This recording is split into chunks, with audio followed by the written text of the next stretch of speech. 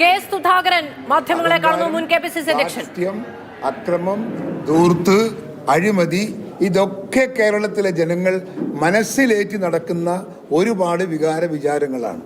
ആ വിചാരങ്ങളുടെ പ്രതിഫലനമാണ് ഈ തെരഞ്ഞെടുപ്പിൻ്റെ റിസൾട്ട് എന്നാണ് ഞങ്ങൾക്ക് ആമുഖമായി പറയാനുള്ളത്. സർക്കാരിനെ വിലയിരുത്തലാണെങ്കിൽ സർക്കാരിന് തുടരാൻ യോഗ്യതയില്ല എന്ന ജനപ്രഖ്യാപനമാണ്, ഭൂരിപക്ഷ ജനങ്ങളുടെ പ്രഖ്യാപനമാണ്. ഈ സർക്കാരിന് ഇനി തുടരാൻ അവകാശമില്ല. 9 വർഷമായി പിണറായി വിജയൻ ഈ സംസ്ഥാനം ഭരിക്കുന്നു. ഈ സംസ്ഥാനത്തെ സാധാരണക്കാരൻ്റെ പ്രശ്നങ്ങൾ, അടിസ്ഥാന പ്രശ്നങ്ങൾ പരിഹരിക്കാൻ ഒരിടത്തും ഒരു വിഷയത്തിലും അദ്ദേഹത്തിന് സാധിച്ചിട്ടില്ല. ചുമ്മാ വർത്തമാനം പറയുക എന്നതിനല്ലാതെ അപ്പുറത്ത് കള്ളപ്പണവും കൊള്ളപ്പണവും കൊണ്ട് രാഷ്ട്രത്തെ പണമുണ്ടാക്കാനുള്ള ഏക മാർഗം കണ്ടെത്തലാണ് അദ്ദേഹത്തിൻ്റെ ഇതുവരെയുള്ള രാഷ്ട്രീയ പ്രവർത്തനം. മുഖ്യമന്ത്രി എന്ന നിലക്കുള്ള പ്രവർത്തനം അതായിരുന്നു എന്നതാണ് സത്യം. BJP-യുമായി ചേർന്ന് കോൺഗ്രസിനെ ഇല്ലാതാക്കാമെന്ന് കരുതിയ CPM-ന് എതിരെയുള്ള ഒരു കനത്ത പ്രഹരമാണ് ഈ പ്രഹരം. നമ്മളൊന്നും ചെയ്തിട്ടില്ല.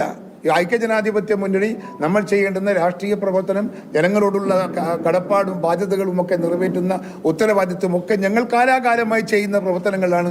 അതുമാത്രമേ ഞങ്ങൾ ചെയ്തിട്ടുള്ളൂ. പക്ഷേ ജനം നമ്മോടൊപ്പം നിന്നിരിക്കുന്നു.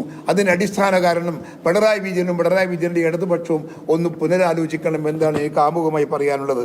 പിണറായി സർക്കാരിൻ്റെ നാളുകൾ എണ്ണപ്പെട്ടു എന്ന കാര്യത്തിൽ തർക്കമൊന്നുമില്ല. പരാജയ ഭീതിയാണ് സംസ്ഥാനത്ത്. വ്യാപകമായ അക്രമം നടത്താനാണ്. ഞാൻ തുടർന്ന് ചോദിച്ചോളൂ, നിങ്ങൾ ഇപ്പൊ ഈ തെരഞ്ഞെടുപ്പ് രംഗത്ത് തന്നെ CPM-ന്റെ ഗുണ്ടകൾ എവിടെയെല്ലാം നമ്മൾ ആളുകളെ അടിച്ചും കുത്തിയും വെട്ടിയും പരിക്കേൽപ്പിച്ചു. കാരണം തലശ്ശേരി ആശുപത്രിയിൽ 10-20 ആൾ കിടക്കുന്നുണ്ട്. അവിടെ ഒരുപാട് ആളുകളെ ഇവർ ആക്രമിച്ചിട്ടുണ്ട്.